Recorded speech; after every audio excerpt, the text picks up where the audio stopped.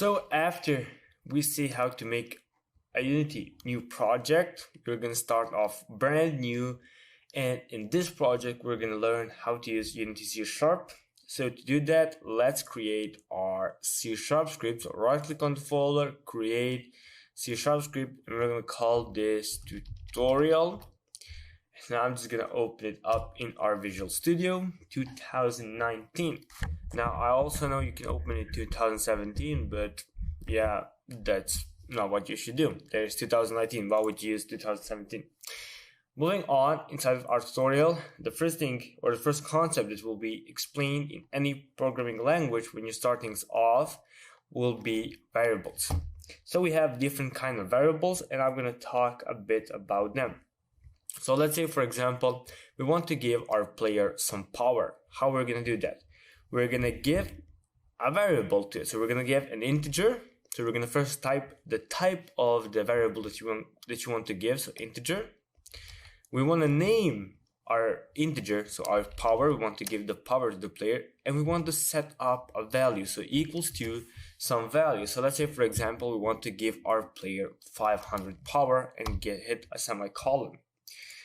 So here we see that we first have to initialize the type. So first has go to type of the variable, then the name of the variable, and then the value of the variable.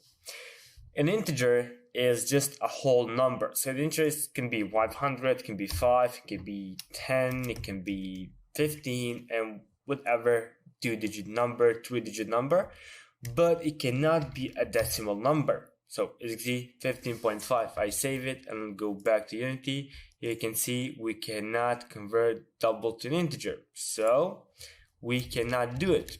So we have our integer power that will be used for only 2-digit numbers. So let's say, for example, we have power of 500. Let's say now we want to add the health, which will be a 2-digit number. What is a 2-digit number? Well, as you saw before in the console, we had a double. So we had a double, so that's a type. Then the name of the double will be health. So health equals to, let's say, for example, 100.5. Even though that should be vice versa, never mind. We're just giving out numbers. So when you add a double, you have 100.5. And even if you leave it as 100, it's going to work. But automatically, when this compiles in Unity, it's going to read as 100.0. But you don't have to add that .0 if you don't want to.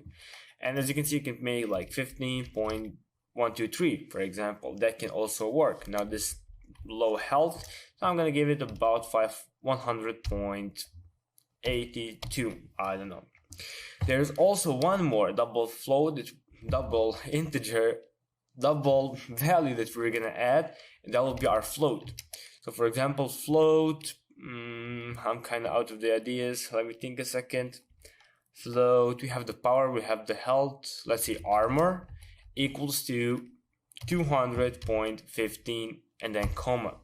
Now this will not work because this is a float. We cannot give the same value as for the double and the float. Float has to have f at the end.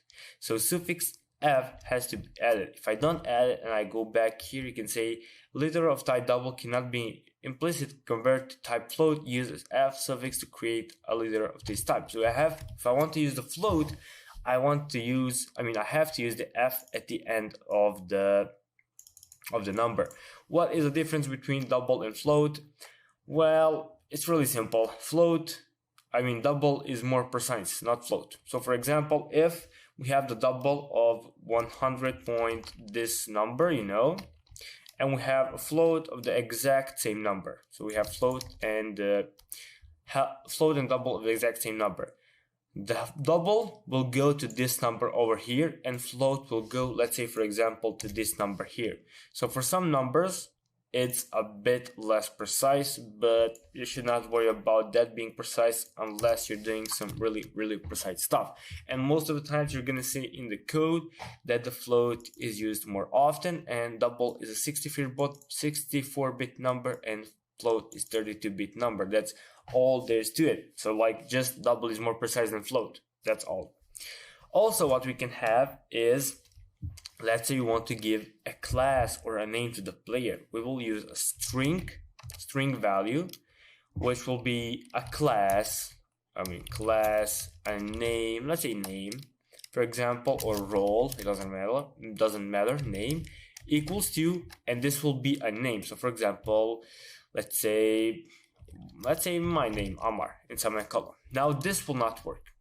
We have to use double quotes. So whatever is in these quotes will be the name. So we have to actually bound our characters inside.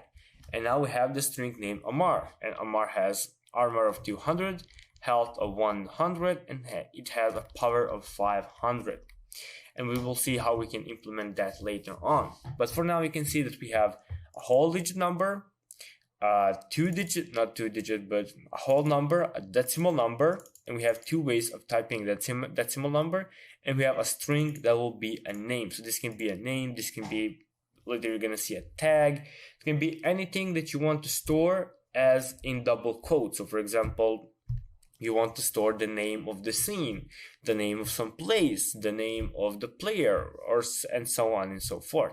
And the last variable that we're going to talk about will be our boolean. So bool equals to, or actually bool is alive equals to true. This can either be true or false. So it can be either true or false, and this is most likely used if you're checking for something. So for example, if our player is not alive, that means game over. So you're going to check, we're going to do that in conditional statements. For example, if our is alive, for example, equals to false, then player is dead, and so on. You're going to see that later on. It's going to be very, very simple, like a plain English. That means if something is like a plain English, that means that you did a good job of typing the code. Because when you give out a type, then you give up a name, the name has to have some meaning. You cannot give a power and then just name it like this. You may know at a certain time when you're creating the script, you know the ASD means power. But if you come back to it like a week, like max a week, 2 months, so on and so forth, like if you come back after some time, you're gonna look at ASD and ask yourself, what did I type? Like, what did I type? There's a ton of meme on it, like when you come back to your old code, you do not know what it is. But believe me, if you document your code, it's going to be really, really simple. So the last thing I want to talk about is about these two comments. So this here is called comment, this over here is called comment, this over here is called comment. So the comment is used to explain deeper some things that you cannot do with only this. So integer power, we know it's a power, like that's ordinary. But let's say, for example, you have avoid start. You want to explain that start is called before the first frame update. What this means is when you click play into Unity, it's gonna start. The first thing that will be initialized will be in the start function, and then it's gonna go to update. Also, what can you use the comments for is something that you can remind yourself of. So for example, you're doing a start and you have to add yourself, do health. You cannot do health right now, but you have in mind that you want to do health later on. That is how I use it. You can use it like this. Also, what you can do is, for example, you want to check if it's gonna work, if some script or some part of the code you want to dismiss, but you don't want to delete it, you want to just test it without it, you can just double comma, and you have power integer here, but you're just testing it if it's gonna work without it. Also, one more type of comments will be adding slash and multiply sign, and then multiplying sign by slash, and everything in between. So everything in between will be a comment. So no matter what I type here, it's a comment. So for example, you can leave a message for your script or something to remind yourself what you need to do about it. So let's do a quick rundown what we have done here. First of all, we have 5 types of integer that we're gonna 5 types of variables that we're gonna use. We have an integer, which is a whole digit number. We have a double, which is a decimal number. Also, we have a float. Difference between float and double is more precise and it's 64-bit number, and float is a 32-bit number. String, that will represent some name or some text that you want to add, and we have a boolean that can either be true or false that we're going to use in conditional statements. Also, what we have is comments that we're going to use throughout our making the game, so we can remind ourselves of what we can do to type something up, to document some stuff, and so on and so forth.